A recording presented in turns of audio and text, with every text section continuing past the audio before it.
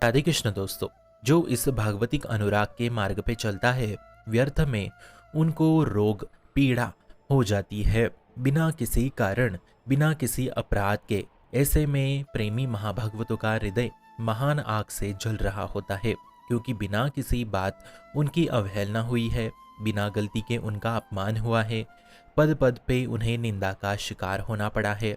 समाज तो समाज, परंतु उसके अपने प्रियजन घरवाले भी उसे नहीं बख्शते। मित्रों में उपहास होता है, उनके तन मन को पीड़ा पहुंचाने की चेष्टा होती है। ऐसा होता ही है।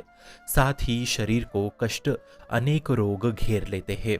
हर एक सच्चे अनुरागी के साथ ऐसा हुआ है, आपके साथ हुआ होगा या हो रहा होगा। इसलिए परमानंद दास जी कह रहे हैं, लोकन को उपहास, कि लोग झुंड में आकर के आपका उपहास करेंगे, सारे लोग उसमें शामिल होंगे। तो इस अवस्था में साधकों को अपनी प्रीति कमजोर होने नहीं देनी है, क्योंकि ये उपहास, निंदा, दुख, रोग हमें हमारे अशुभ कर्मों से मुक्त कराते हैं और यही हमें अहंकार रहित बनाते हैं, जिसके चलते हम प्रभु के होने के लिए योग्य बनेंगे और प्रभु भी यही चाहते हैं।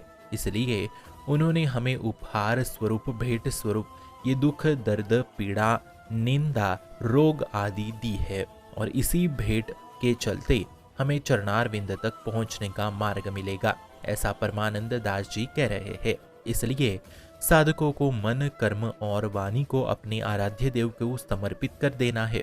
आगे वे कहते हैं, लौटकर वापस अब उन लोगों की निंदा नहीं सुननी है या उनकी बातों का बुरा नहीं मानना है, उस शरीर के रोग पे ज्यादा ध्यान नहीं देना है। अब हमें ऐसे लोगों की कोई परवाह नहीं करनी। हमारे परिवार वाले भी चिकनी चुपड़ी बातें करके हमें भगवत मार्ग से दूर करने में लगे होते हैं, इसलिए उनके भी फंसाव में हमें फंसना नहीं है। हमने सच्चा प्यार किया है प्रभु से, युगल सरकार से। अब इनकी मोह भरी चिकनी बातों में आके हमें प्रभु से, अपने प्राण प्यारे से कदापि विमुख नहीं होना है। ये मिलन अब होके रहेगा। आगे परमानंद दास जी कहते हैं, कुछ शारीरिक विकलता के कारण हमें प्रभु को छोड़ना नहीं है, तथा जो लोग हमारे प्रीतम के प्यार में अपना मोह फंसाना चाहे और वो हमें प्रीतम से विलग करना चाहते हैं, मोह दिखा के हमें भगवत मार्ग से दूर कराना चाहते हैं, मोह के द्वारा वो हमारे मन को अपनी ओर खींचना चाहते हैं, तब केवल अपने प्यार को याद करें और अपने प्यार को इन मायावादियों के सामने झुकाना नहीं है, बल्कि अपने मन, वचन और कर्मों को भी भगवत प्रेम में लगाना है।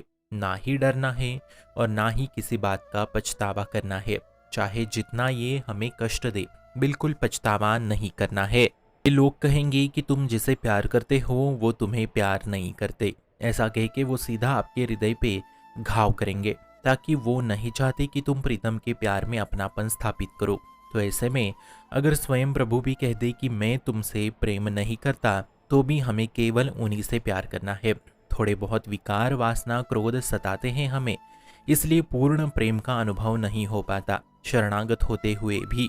परंतु यदि शरणागत होते हुए चलो तो एक दिन विकारों को भी परास्त होना पड़ता है, फिर प्रभु को भी हमें गले लगाना होगा। हालांकि प्रभु सभी से प्रेम करते हैं, परंतु भगवत प्राप्ति के लिए निरंतर अंतिम सांस तक उस भाव को टिकाए रखना होता है।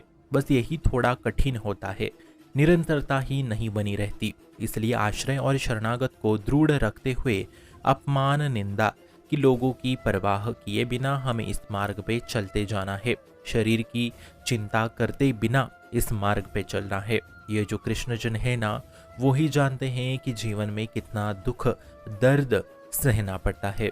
तो ऐसे में यदि हमें पता है कि हमारा सुख हमारे प्रभु प्रेम है, तो क्यों हम इस अपमान, निंदा, रोग से घबराए। हमें तो केवल ठाकुर जी को रिझाना है, सारी दुख सह करके बस उन्हें पुकार लगाती रहनी है। किसी कष्ट, दुख, दर्द, अपमान, निंदा, रोग से रुकना नहीं है, बल्कि इसी को अपनी सीढ़ी बना के उन तक पहुंचना है।